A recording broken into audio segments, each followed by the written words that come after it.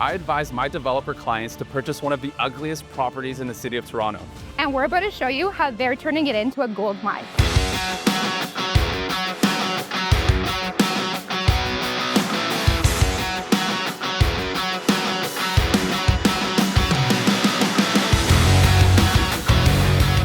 A project like this can't be taken on by just anybody. You have to be a professional, and I'm here with a professional builder with a big portfolio. Alex is gonna walk us through what the vision is by your team and what you're gonna create here.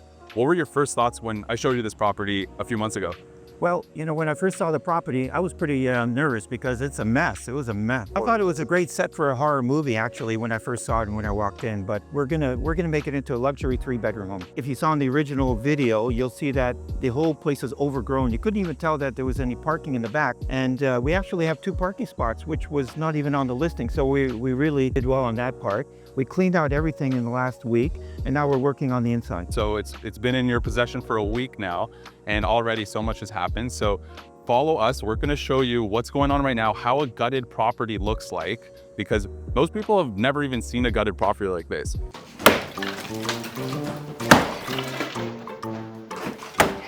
What are you doing? Just getting some anger out? No. You should be with clients right now. Put that down. Hey. Put it down. No. Projects like this are really difficult. There are so many challenges that a builder or a buyer will have to deal with, and Absolutely. Most people can't purchase something like this. So one of the challenges right off the bat is actually just getting financing. You have to have the cash or private lending. The major banks aren't gonna fund a project like this, but what are some of the challenges that you, as a very professional, very talented builder, have to deal with in a project like this? You know, when you come into an old home like this, we have to look at what the potential is. And we loved it right away because we can put an addition on the backyard. We're gonna match the addition of the next door neighbor. So we're gonna have a wide open space, no walls. All the walls that you're seeing here are all gonna be removed.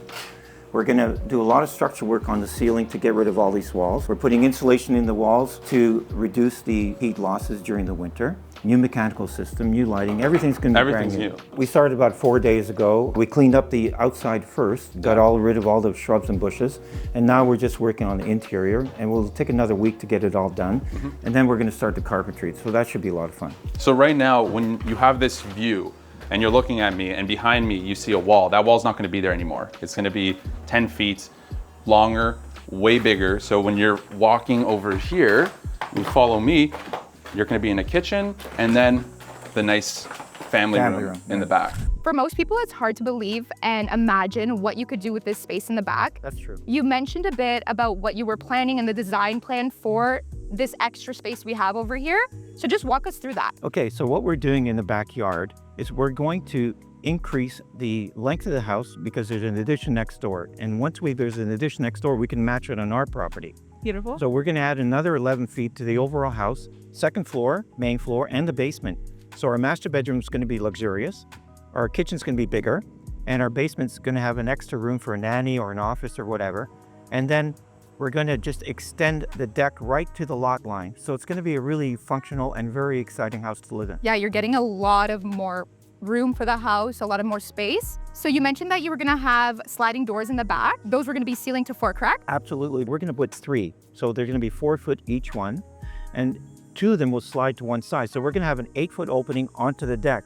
So the outdoor will come indoor. So that's a very exciting option. That's beautiful. It's gonna bring a lot of light in, adding some mirrors inside, makes the space look even bigger than what it already is going to be. Exactly. It's so crazy that just a couple days ago, this was a full forest with trees basically taller than we are. That's true. We had my guys come in on Monday. We have the 18, and they cleaned everything by 1 o'clock in the afternoon. It was an amazing job. And we actually have 2 parking spots. We didn't have any parking before, so we're really happy about that. So you gain more house and you're gaining 2 spots for cars or whatever they choose to use the spots for. Yep. That's amazing. It's not every day that we're having a conversation and there's actually a hole above your head. It's a little distracting for Well, I me. just hope the ceiling doesn't fall down. Yeah, well, it's going to though, because you're gonna forcefully make it fall down. So Absolutely. The idea here is we're on the 2nd floor of the landing in the hallway, and you actually came up with this genius idea to open up the ceiling and add a skylight. Well, right? typically these old homes are very dark in the middle of the home. But what we're going to do is going to remove the whole ceiling, and we're going to raise it right up to the roof level and put in some skylights. So this will be bright light. It's going to make it look so different. Not many homes do that. So this is very unique. This feature is not For an common older at all. home, yeah. For an older home, for new homes, when you're building from scratch, that's a different story. That's right. But for a 100-year-old home to have that feature is going to make this really It's a lot of common. structural It's gonna stand out. gymnastics to get it done. It's a lot of work to do this. Not True. Again, this is because you can do this, is why you're doing That's it. right. Most people can't. You're going to see this wall right here. You can't picture this, but there's gonna be 2 washrooms right behind here. Right now there's walls. It splits 2 bedrooms up. Since Alex is doing an extension in the back and we're adding a lot of living space up here, it actually opens up the possibility to build 2 washrooms from scratch. Look at this. That's pretty insane. We've got a pretty big attic up there, actually. Too bad we can't put some living space up there. But What do you mean? There's a skylight already. Wow. I can see that this part's pretty low in the ceiling. Are we thinking of underpinning? Well, actually, we thought about that, but it's very expensive. So we're going to go to the next step. We're going to do bench footing instead. Okay. And we're going to remove all these beams and the columns. We're going to have no columns or beams at all. Beautiful. It's going to We're open going to up have the a new space. floor. And it's going to be, we're going to try to get to about 7 foot 8 inches. So it's going to be a great basement. And for those who don't know, can you explain a little bit more about benching? Okay, bench footing means that you're not going underneath the existing footing, you're going inside the original basement and you're creating a bench, literally a concrete bench. So it's a lot cheaper than going underpinning and easier. So you mentioned that underpinning is much more expensive. What's the price difference between underpinning and then benching? Underpinning is approximately $300 to $500 a foot. Okay. And benching, I would say, would be more like $250. So you are saving quite a bit. Saving and time, because we're not going underneath the footing, we're going inside the original basement. Just to be exact, you said that it was $250 per foot for the benching.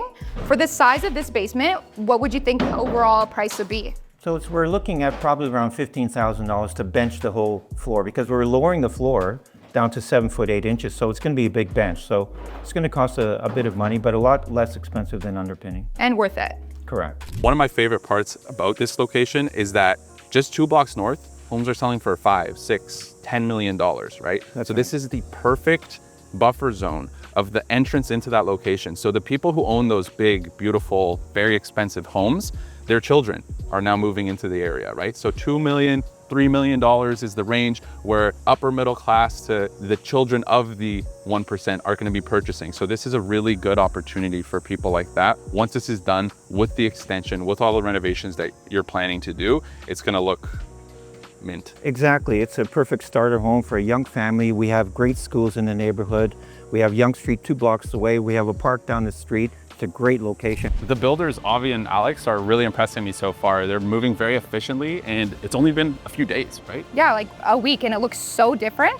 If you follow us, our next episode, we're gonna actually take a look. It's gonna be cleared out, and there'll be more of an open space so we can see what the vision really is. If you're interested in something like this, reach out to us. If you're looking to build, renovate, or buy a property like this, reach out to us. We'll be happy to help. My name's Patricia. And my name's Spiro. We're from the Vrysellas team at Elevate Realty.